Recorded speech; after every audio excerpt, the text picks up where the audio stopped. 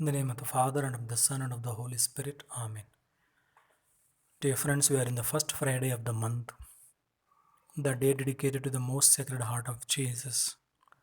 That heart of Jesus which endured human ingratitude, rejection, anger, wrath, oppression, injustice, even today burns for each one of us to be cleansed of our sins and deformities so that we may experience peace and serenity in our lives. Let us then consecrate our families and the entire human race to the most sacred heart of Jesus so that we may always live in the shadow of His love. In the Gospel today, we witness Jesus calling Matthew the tax collector. Our blessed Lord had called Peter and Andrew, James and John when they were fishing. Similarly, now the Lord encounters Matthew sitting in his tax booth. Matthew was hated by all, by his own men, because being a Jew, he was collecting tax and giving it to Romans. And not only collecting the just tax, but perhaps it was collecting more than prescribed so that he could live a comfortable life. Therefore, Matthew had everything in his life: money, wealth, possessions, but still he lacked love in his heart. Perhaps you would have heard about Jesus going around preaching and fulfilling the desires, the longings of persons. Therefore, you would have been awaited to see Jesus. And the moment the Lord called Matthew, "Follow me," we see Matthew immediately getting up, leaving his book of accounts, all the money there. But perhaps he picked up his pen and followed Jesus. Our blessed Lord knew the temperaments and qualities of each persons. Therefore he called them. He called Matthew not to write the balances of the taxes of persons, but to compose that gospel which the humanity had ever heard of, the gospel according to Matthew. Matthew lost the comfortable position in this world, but he found his destiny with Jesus. He lost all his possessions here, but he found honor in the sight of God. He lost his security according to worldly standard, but he embarked upon an adventure that he never dreamt of.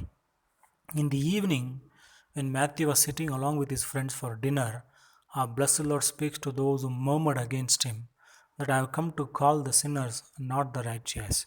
That doesn't mean that there were during the time of Jesus people who did not require his forgiveness and mercy. But we do witness that there were lived people who spoke ill about Jesus, who thought that they are holier than Jesus.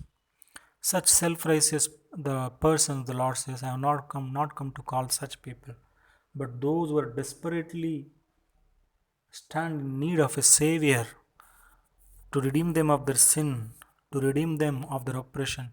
To such souls I have come, the Lord says.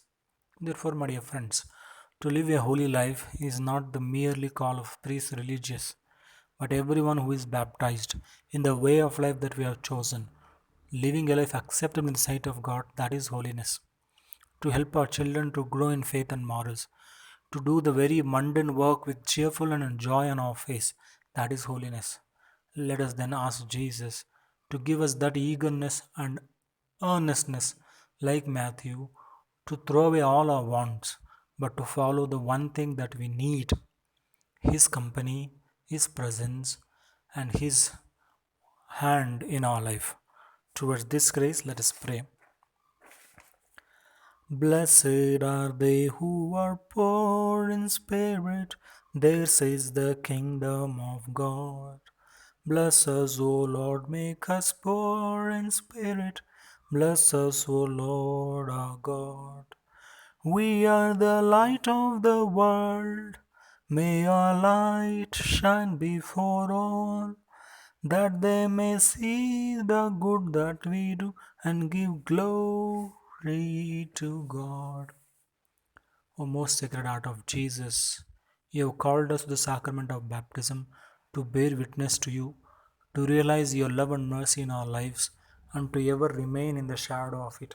Oftentimes, there are forces, the pulls, the pressure in our life which drag us away, like Matthew, the comforts, the position, the power in our life. Help us to realize, Lord, above all this, we need one thing, your presence and your companionship in our life. Therefore, may we ever long, may we ever be thirst of being in union with you. We make this prayer in your holy name, dear Lord. Amen. May Almighty God bless us, may protect us from all evil, and lead us to life everlasting. Amen.